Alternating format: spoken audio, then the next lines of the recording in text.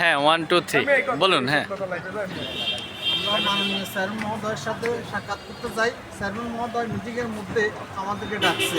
জি, 4 জন সদস্য উপস্থিত ছিলেন এবং আমরা 3 জন। আর একটু কথা বলি, আপনি ডেল্টাতে আগে কি পদে ছিলেন? আপনি ডিএমডি সিও সিও ছিলেন। হ্যাঁ, কতদিন থেকে আপনি চাকরিচ্যুত হয়েছিলেন?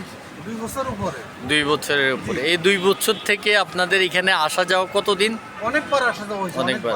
আচ্ছা আচ্ছা, আজকে আমরা যেটা দেখলাম, আপনি এখানে চেয়ারম্যান মহোদয়ের সঙ্গে কথা বলেছিলেন, অনেক সময় অপেক্ষা করার পরে একটু কথা বলতে পেরেছিলেন।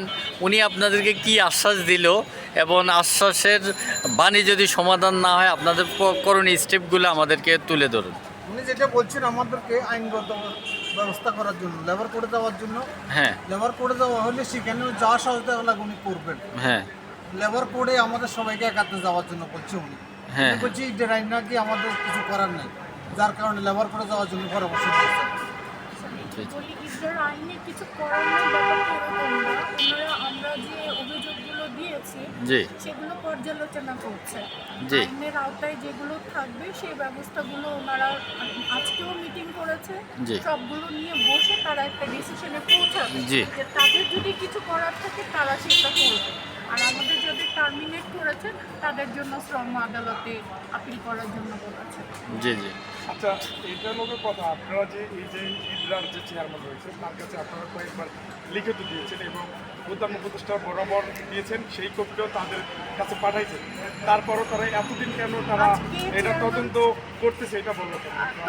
মানে তারা যে কথাটা বললো, এখানে 4 জন মেম্বার এবং চেয়ারম্যান স্যার, এরা হচ্ছে 3 বছর পরে পরে পরিবর্তন হয়।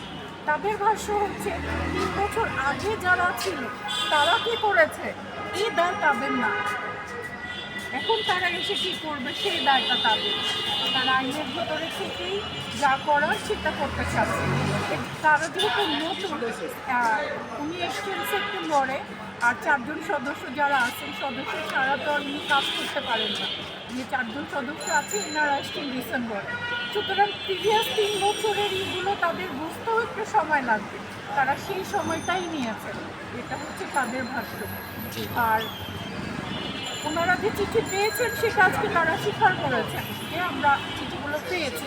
এটাও বলেছেন যে আমরা আপনারা যেরকম প্রধান উপদেষ্টাকে চিঠি দিয়েছেন, সে যেরকম আর্থিক প্রতিষ্ঠান বিভাগকে দিয়েছে, আর্থিক প্রতিষ্ঠান বিভাগ আমাদেরকে দিয়েছে, আমরাও সেরকম একটা চিঠি ডেল্টা লাইফকে দিতে পারি, তাতে আপনাদের কোনো উপকার হবে না, তারা আমাদের ওই চিঠির কোনো গুরুত্ব দিবে না।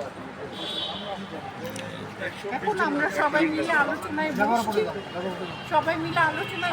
আপনারা কি আপনাদের যারা মানে ওই যে সাবেক যারা আছেন কর্মকর্তা কর্মচারী যারা আপনাদের পক্ষ থেকে কি লেবার করে ইদরার পরামর্শে? আচ্ছা, ইদরার যে চেয়ারম্যান মহোদয়ের সাথে আপনারা তো 3 সদস্য কমিটির কথা বলছিলেন পক্ষ থেকে। হ্যাঁ, আচ্ছা, উনি সর্বশেষ কি নিশ্চয়তা দিচ্ছে আপনাদের? সর্বশেষ নিশ্চয়তা এটাই দিল যে ওনার আওতার ভিতরে যেটা আছে ওনারা সবাই মিলে বসছেন, আলোচনা করতেছে, তারপরে একটা ডিসিশন নেবেন যে আইনের ভিতরে থেকে ওনারা কীভাবে ডেল্টা লাইফকে শোকজ করবেন বা তাদেরকে ডাকবেন, সেটা ওনারা ডিসিশন নেবেন। আপনাদের পক্ষ থেকে কি আপনারা লেবার করে যাবেন?